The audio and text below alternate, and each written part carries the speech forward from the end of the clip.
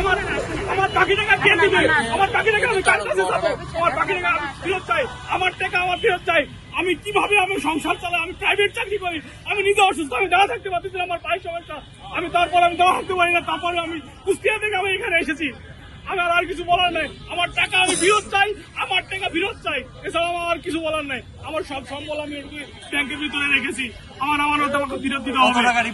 আমার 10 লাখ টাকা ডিপোজিট আছে, আমার 10 লাখ টাকার আছে।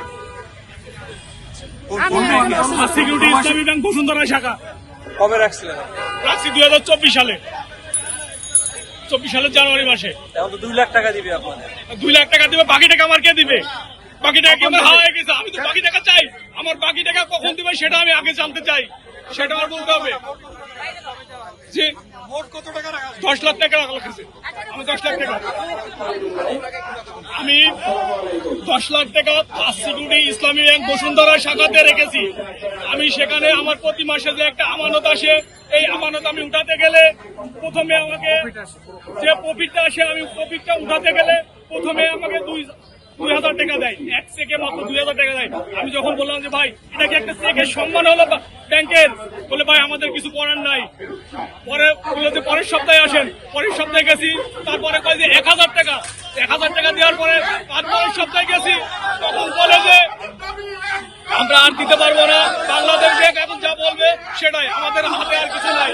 আপনারা বাংলাদেশ ব্যাংকে দেখেন, বাংলাদেশ ব্যাংকে যেটা বলে আমরা সেটাই করবো। আমার আমানতকারী এরপরে ঘোষণা দিচ্ছে যে মাত্র 2 লক্ষ টাকা দেওয়া হবে, বাকি 10 লক্ষ টাকা আমার কে দিবে?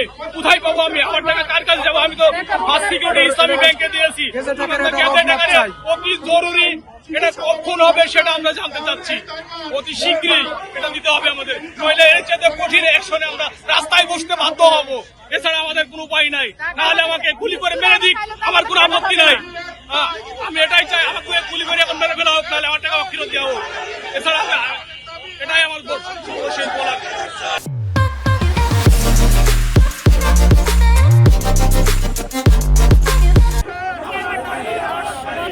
আমি টাকা ব্যাংকে রেখে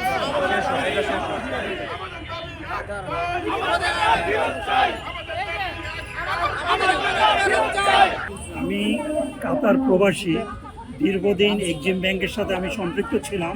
আমি একজন ওপেন হার্ট সার্জারি রোগী।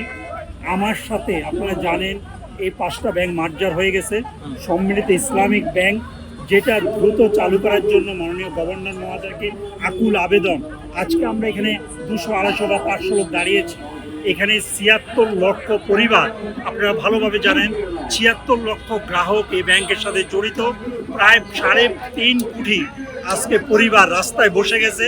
মাননীয় গভর্নর মহোদয় আমাদেরকে কষ্ট দিবেন না প্লিজ। আমরা আজকে কেন্দ্রীয় ব্যাংকের সামনে দাঁড়িয়ে, এই মতিঝিলের সামনে দাঁড়িয়ে, আমরা রাস্তায় দাঁড়িয়ে আমাদের এই অর্জিত টাকাটা আপনাদের ব্যাংকে রেখেছি। আমরা প্রাণের ভিক্ষা চাচ্ছি, আমরা আর পারছি না, আমাদের আমানতের টাকাটা একটু ফেরত দেন প্লিজ। আপনার কত টাকা? আমার 10 থেকে 12 লাখ টাকা জড়িত, কিন্তু আপনি জানেন এখানে সবার টাকা আছে, আমার সামান্য করে টাকা, কিন্তু আমি সেটাও তো পাচ্ছি না।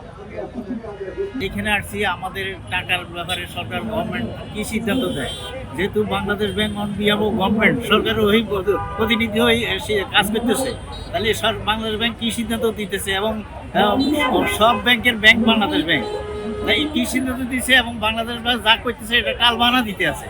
আমি জমিন বিক্রি করি আর এই টাকাটা ব্যাংকে রাখছি, আমি চিকিৎসা করবো, হজে যাবো, কিছু ঋণ আছে ঋণ শোধ করবো, এখন কিছুই করতে পারতেছি না। আমার বয়স এখন 68, তো আমি আর কি করবো? আর কয় বছর বাঁচবো? আমি কখনই হজে যাবো, কখনই ঋণ শোধ করবো?